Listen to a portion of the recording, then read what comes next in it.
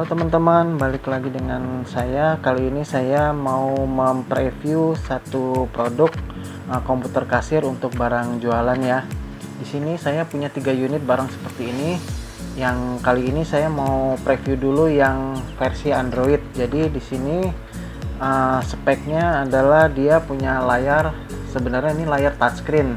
Tapi karena di sistem Android saya sudah coba beberapa Android, dia touchscreen-nya nggak kompatibel banget ya. Jadi dia bukan sistem touch tapi sistem mouse. Nih kita lihat mouse-nya bergerak atas bawah.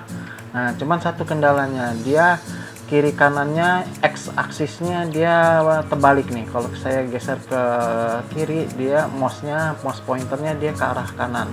Demikian juga sebaliknya, tapi kalau ke atas bawah dia normal.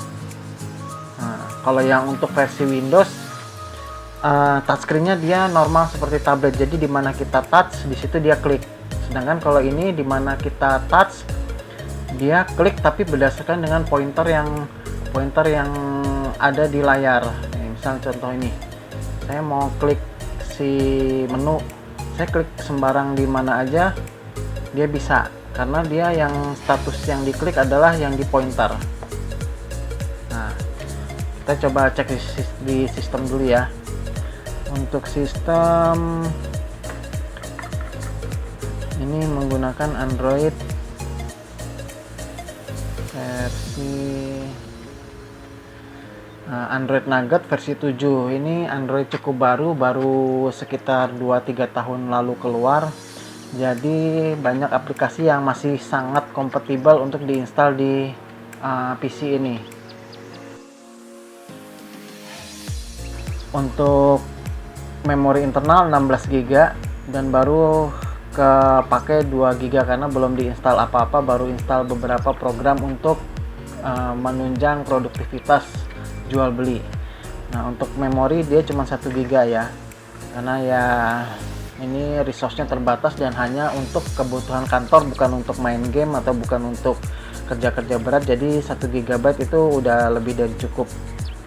Terus untuk koneksi internetnya dia menggunakan kabelan, karena dia nggak support dengan WiFi, jadi diakali dengan kabelan. Jika di cafe atau di tokonya nggak punya untuk akses internetnya jauh, misalnya di lantai 2 atau di mana, bisa diakali dengan menggunakan WiFi repeater dan kabelannya colok ke belakang di CPU-nya. Nah untuk internet sendiri ini saya udah colok kabelan, jadi dia support dengan Gobis dia support, cuman masalahnya dia nggak bisa langsung download di Play Store, jadi kita mesti akali download di handphone, baru APK-nya install di PC ini ya. Nah kita coba lihat untuk Play Store ini sudah support dengan Play Store.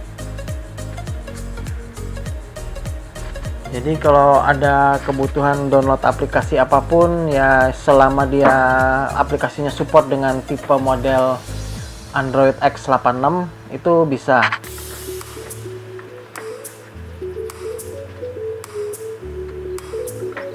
Nah ini aplikasi-aplikasi yang available, memang untuk game dia available, cuman kan kita peruntukannya ini bukan buat main game ya teman-teman, tapi buat produktivitas di penunjang untuk cafe atau toko. Ya support, kita tinggal cari aja di search sini, mau dia akan muncul virtual keyboard. Misalnya kita mau cari WhatsApp,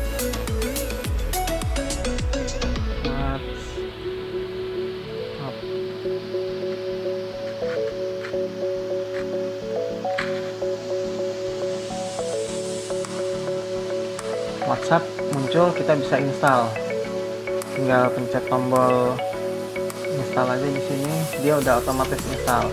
Nah kalau tadi saya udah coba install WhatsApp for Business, itu sudah bisa. Ini kita keluarkan aja ya. Nah WhatsApp for Business tinggal login atau masukkan nomor handphone, itu sudah bisa jalan, sudah bisa WhatsAppan di sini. Facebook juga bisa, Instagram juga bisa ya, karena itu aplikasi-aplikasi standar yang bisa di tablet, bisa di mana aja, jadi bisa diinstal. Terus apa lagi ya, touchscreen sudah. Oke, di sini saya ada install dua aplikasi. Ini buat cafe, yang ini, yang satu buat retail atau toko. Ini juga sudah saya koneksikan dengan printer thermal yang bukan Bluetooth ya, karena kan memang saya peruntukannya pakai ke port USB yang ada di belakang, jadi saya nggak beli yang Bluetooth. Nah, kita mau coba untuk yang cafe dulu ya. Nah, ini sebenarnya memang aplikasi ini sudah sering saya pakai dulu waktu buka cafe, jadi ini termasuk yang paling powerful menurut saya aplikasinya. Untuk pemakaiannya bisa lihat di video saya di channel ini. Beberapa waktu lalu saya ada bikin tutorial singkat yang paling ekspres untuk aplikasi ini. Ya memang kalau untuk setting awal itu ya cukup lama, bisa waktu setengah sampai 1 jam lah untuk setting meja, setting nama cafe, setting printer segala macam, itu sekitar setengah jam lebih lah. Itu tutorialnya ada di video saya sebelumnya ya. Nah, kali ini saya cuma mau demoin si hardware-nya doang, dimana dia bisa dipakai dan berjalan dengan normal. Ini kita login. Nah, di sini sudah ada demo database. Jadi ini databasenya, tokonya masih pakai bawaan dengan si aplikasinya. Jadi ya dia sudah ada template-nya segini. Ini cuma buat demo doang. Nah, sedangkan aplikasinya ini sudah full patch. Jadi semua fitur sudah bisa dipakai. Nggak ada lagi yang purchase ini sudah kosong karena semua. Nah, ini sudah nggak ada. Harusnya kan di sini dia ada harganya masing-masing produk. Oh, masih ada. Ini masih ada harga, tapi dia sudah nggak berlaku karena ini aplikasinya sudah saya patch. Kayak misalnya mana ya,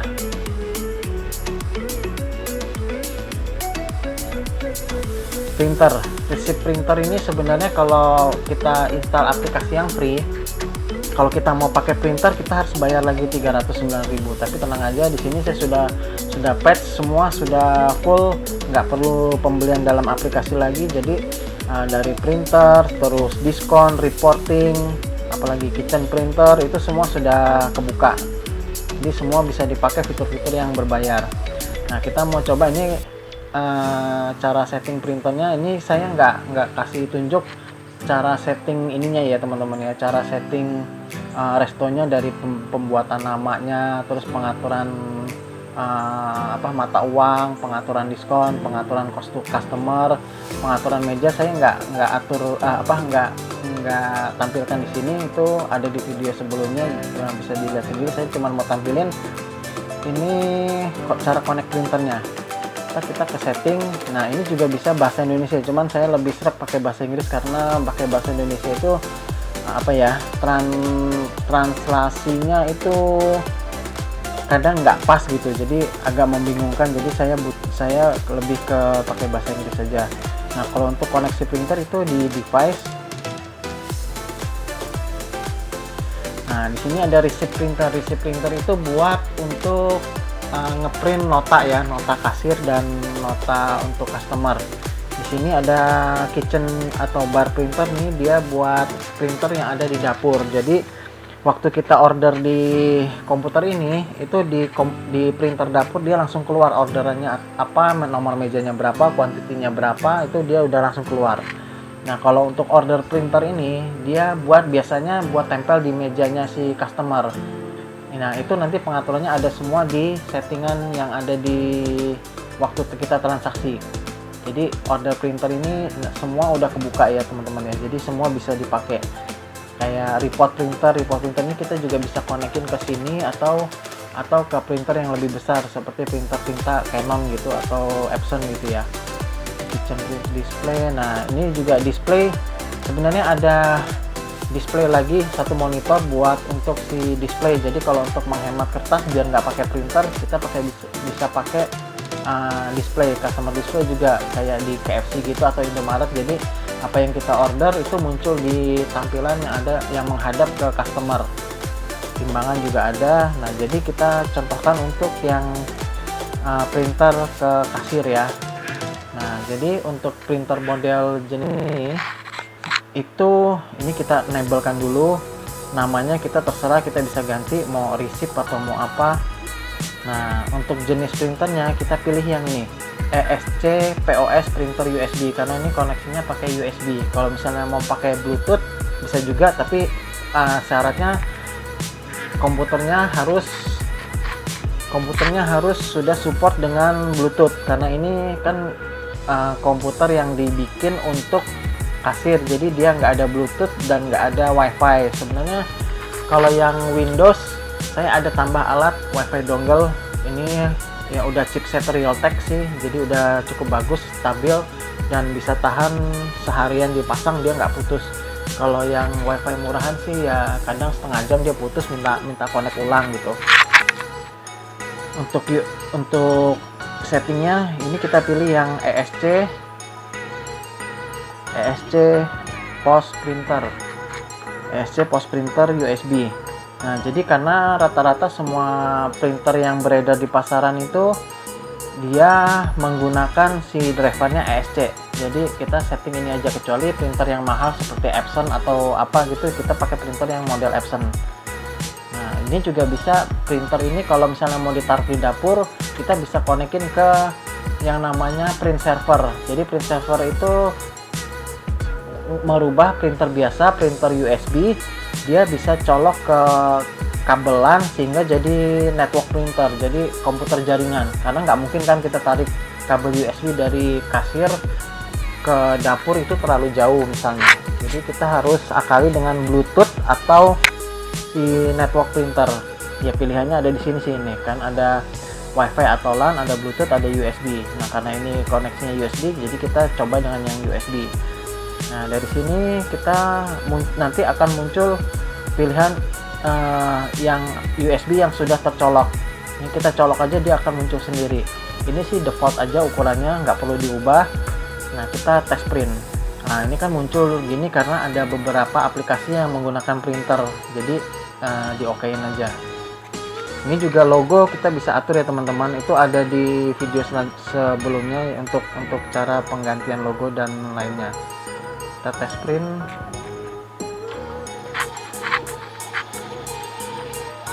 Oke, dia keluar ya teman-teman, keluar. Nah, ini kan karena masih ngasal harganya, jadi ya masih belum disetting. Harusnya dia nggak gini, misalnya 40.000 muncul 440, kosongnya ada 3, dia muncul akan panjang sampai sini. Oke, ini sudah. Terus oke, ini kita save aja karena sudah berhasil tes. Nah, sekarang yang dapur ini kan gunanya untuk menerima orderan ya teman-teman. Jadi waktu kita order itu masuk ke dapur, orderan apa untuk meja nomor berapa. Nah, karena ini printernya cuma satu, jadi saya setting sama. Ini bisa diganti, nama bisa diganti, ini driver sama, ESC. Nah, terus ini kemarin sudah saya tes ya teman-teman, jadi kita langsung praktek ke transaksinya aja. Misal meja nomor 116, jumlah tamu. Nah, ini sebenarnya bisa diakalin sih, kita mau jumlah tamu ini mau dimasukin atau enggak, itu terserah, ada settingannya nanti. Karena ini masih standar, jadi ya belum saya apa-apain, belum saya setting, ya standarnya bawaannya dia ketika kita buka meja, dia ada tanya tamunya ada berapa, misal tamunya ada 4. Nah, sudah, ini orderannya, ini masih database dari bawaannya ya teman-teman, database contoh, jadi ya makanannya ya inilah. Kita misalnya mau ini terus minumannya ini sudah. Nah, kita kirim.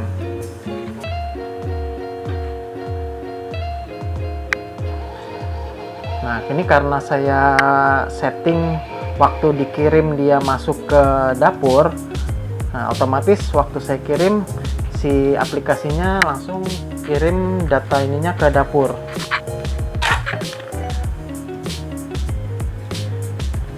Ini ke dapur, ini ke meja order. Jadi karena printernya cuma satu, ya kita repotnya gini ya teman-teman. Jadi karena tempo hari juga saya buka cafe, ya printernya cuma satu. Yang ini saya kirim ke dapur, yang ini buat tempel di mejanya si customer.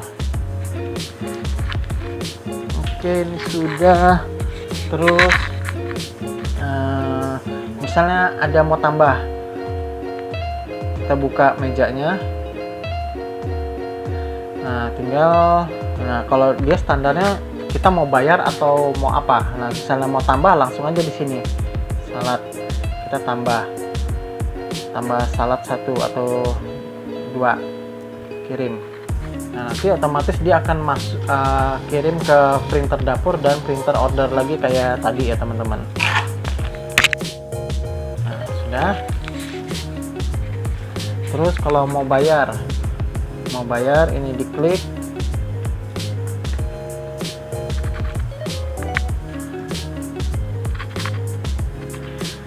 tinggal payment.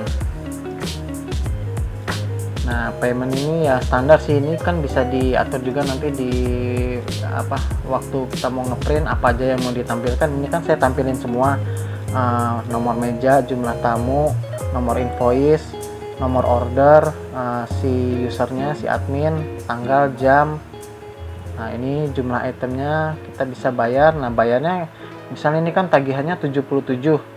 Kita bisa kalau mau langsung pay bisa, dia nggak perlu ada kembalian. Tapi kalau misalnya kita mau sistem kembali, ya udah kita klik 100 misalnya. Berarti kan kembali 23. Oke, langsung pay. Dia ada minta kembali 23 rupiah. Dan nota kecetak di printer. Oke, untuk yang aplikasi dapur, aplikasi cafe cukup segini ya teman-teman. Nanti kalian bisa explore sendiri untuk fitur-fiturnya. Dia bisa split screen, bisa membership, bisa diskon, bisa gratifikasi. Ya, menurut saya ini aplikasi ini sudah cukup sangat powerful. Cuman dia nggak ada gambar aja, dan gambar itu pemanis lah. Itu buat kita sih nggak penting-penting amat lah ya, karena ini memang sistem untuk kasirnya doang, dan nggak perlu tampilan yang rame untuk bikin mata, bikin bingung gitu loh. Jadi ini tampilan yang paling simpel dan paling powerful yang pernah saya pakai. Oke, kita keluar. Oh ya, ini juga user bisa banyak, jadi antara kasir, antara supervisor, antara order itu bisa pakai masing-masing. Cuman kan karena ini sistemnya standalone itu dia cuman bisa pakai di satu device, nggak bisa connect. Misalnya kita punya ini ada 2 unit, itu dua-duanya nggak bisa saling komunikasi ya teman-teman. Jadi satu ini masing-masing, karena ini ya bukan sistem yang networking tapi dia standalone. Kalau yang bisa jaringan itu ya itu susah sih mau dapatnya. Ini juga ada yang versi servernya, cuman karena file masternya saya nggak dapat, jadi saya nggak bisa crack, nggak bisa patch untuk bisa kita pakai sama-sama. Untuk aplikasinya sendiri itu ada di video sebelumnya ya. Kalau teman-teman udah punya tablet atau handphone atau udah punya PC yang diinstal Android X86 atau Android yang khusus untuk PC, itu linknya ada di video sebelumnya, video yang mereview aplikasi ini. Jadi bisa dilihat di sana. Oke, ini kita keluar. Sekarang kita coba yang versi retail. Ini karena vendornya sama, developernya sama, jadi ya tampilannya kurang lebih sama. Gitu, login, dan semuanya hampir 99% mirip, cuman dia ini ada gambarnya. Ya pemanis doang sih. Kalau misalnya ini kita buat kerja cepat, ini akan sangat mengganggu karena antara teksnya terlalu kecil dan gambarnya terlalu besar. Tapi ya oke lah, namanya aplikasi bikinan orang kan seleranya beda-beda ya teman-teman ya. Untuk pengaturannya juga sama, hampir sama persis. Kita ke setting. Ini settingannya nggak terlalu banyak karena kan toko retail itu cuma jual beli stok barang. Kalau di cafe kan memang banyak, dia ada menu segala macam, ada tambahan menu adisional, ada diskon segala macam. Kalau ini kan dia cuma simple. Untuk printer settingnya sama di device, receive printer, report. Udah, dia cuma receive karena kan nggak ada kirim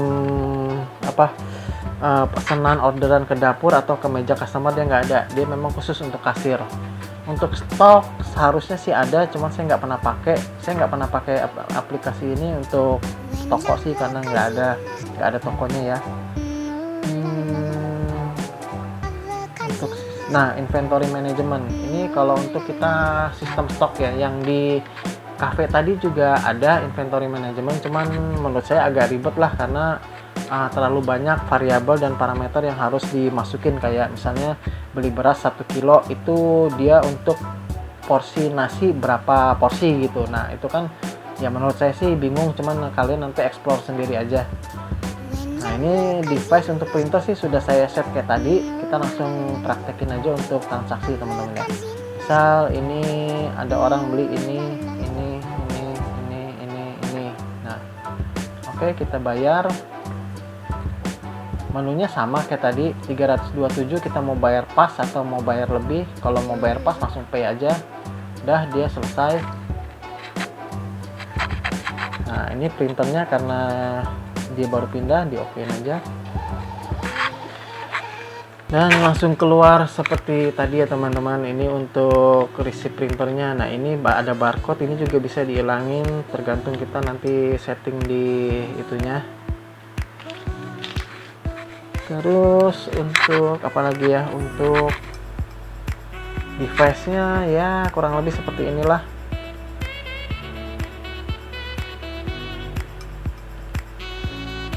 Ini anggap aja seperti tablet berlayar lebar dengan prosesor dengan kemampuan seperti komputer PC ya. Untuk matiinnya tinggal pencet power off, sudah selesai. Oke, sekian aja dari saya. Sampai jumpa di video-video berikutnya. Bye.